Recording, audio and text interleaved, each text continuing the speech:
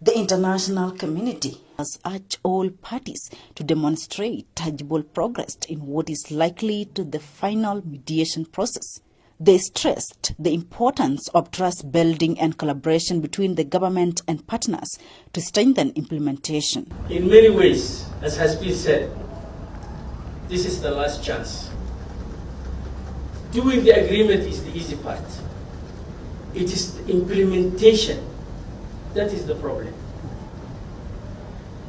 I urge you, I beg you to come up with a realistic roadmap that will lead to a correct and fair implementation. We owe it to South Sudanese people. We owe it to our hosts who have invested so much. We owe it to the partners. We owe it to the region, because a peaceful South Sudan will impact all the neighbors. A successful conclusion to these discussions is needed for the sake of the people of South Sudan, who are eagerly awaiting the peace dividends. We encourage the inclusive participation of all voices in the Tumaini process to achieve durable peace and good governance. Significant strides have been made, including the creation of 8 protocols, an unprecedented achievement in such a short time as directed by President Kiir to steer the nation's progress. This progress is attributed to the unwavering commitment of the mediation team, supported by regional and international partners.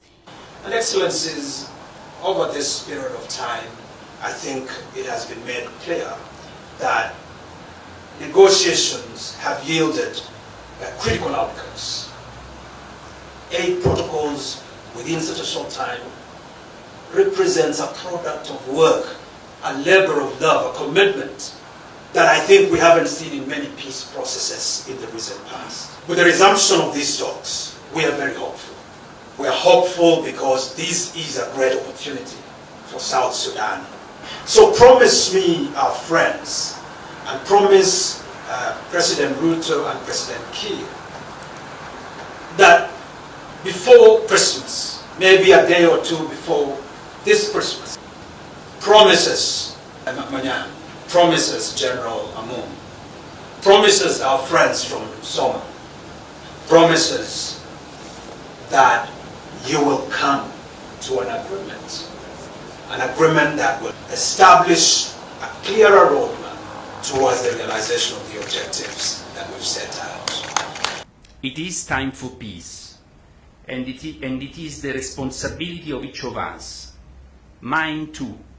And let me say that I also feel like a brother of this beloved country, South Sudan, and with me I believe many others, starting from General Lazarus, who has worked so hard for this country, mediating the CPA. It is the responsibility of each of us to do everything possible so that the people of South Sudan can live in peace and prosperity. Great work has been done here in Nairobi, because the real issues have been touched upon. Perhaps not all of them, but real issues have been addressed. Akuch, SSBC, Nairobi.